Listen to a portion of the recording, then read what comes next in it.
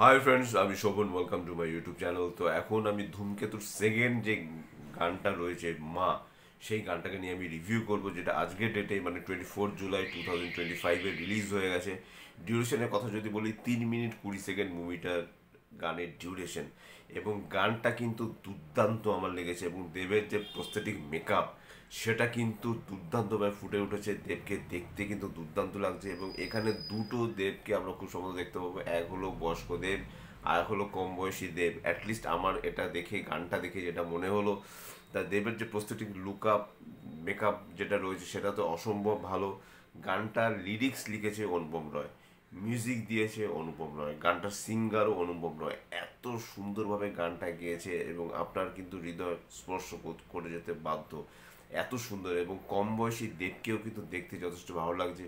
কোথাও মানে দেখা হচ্ছে যে দেবের বিয়ে হবে, বিয়ের আগের যে মুহূর্তটা, সেই মুহূর্তটা কিন্তু মানে বয়স্ক দেব সে জানালা দিয়ে মানে লুকিয়ে লুকিয়ে সে জিনিসগুলো দেখছে, সেই জিনিসগুলো সে অনুভব করছে। এবং সেটা অনুভব হতে পারে, এবং হয়তোবা এমনও হতে পারে যে সে চিন্তা ভাবনা করে সেটা হতে পারে, কিন্তু আমার মনে হয় না সেটা হবে। কারণ যেখানে দেবের মাকে কিন্তু দেখা যাচ্ছে যে জামা কাপড় মেলা ছিল একটা জায়গায়, সেখান থেকে সে মেলছে, বা কোথাও সে পুজো দিচ্ছে, সেই জায়গাগুলো থেকেও কিন্তু বয়স্ক যে দেব, তাকে দেখতে দুর্দান্ত লাগছে। চশমা পরা, চুল সাদা রঙের, এবং যে মেকআপটা দেয়া হয়েছে অসম্ভব রকমের ভালো। এবং গানটার লিরিক্স ভালো, গানটার মিউজিক ভালো, গানটাকে যেভাবে অ্যারেঞ্জ করা হয়েছে সেটা ভালো। আপনারা সবাই জানেন যে ধূমকেতু মুভিটা স্টোরি, স্ক্রিন প্লে, ডায়ালগ এবং ডিরেকশনের দায়িত্বে রয়েছে আমাদের সবার মানে প্রণম্য কৌশিক গাঙ্গুলি। এই মুভিতে দেব ছাড়াও রয়েছে শুভশ্রী, রুদ্রনীল ঘোষ, চিরঞ্জিত চক্রবর্তী, পরমত চ্যাটার্জি রয়েছে। কাস্টিংটা দুর্দান্ত একটা কাস্টিং রয়েছে।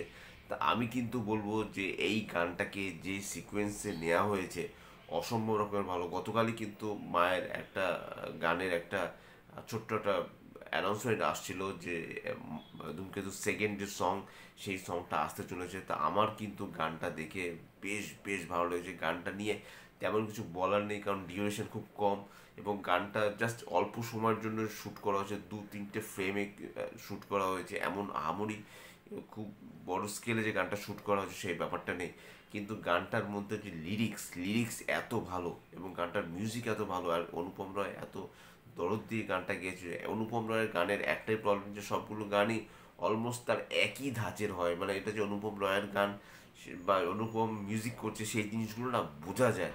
তা যাই হোক, প্রত্যেকটা মিউজিক ডিরেক্টরের একটা সিগনেচার থাকে, অনুপম রয়েরই বা কেন থাকবে না। তা আমি কোথাও গিয়ে বলবো আমার কিন্তু গানটা দুর্দান্ত লেগেছে। আপনাদের কেমন লেগেছে নিশ্চয়ই আমাকে কমেন্ট বক্সে লিখে জানাবেন। এবং যদি এই গানটা ভালো লেগে থাকে অবশ্যই লাইক, শেয়ার, কমেন্ট এবং সাবস্ক্রাইব করতে ভুলবেন না আমার আমার চ্যানেলকে। এবং পুরনো বয়স্ক দেবকে দেখে রীতিমতো আমি ছিটকে গেছি।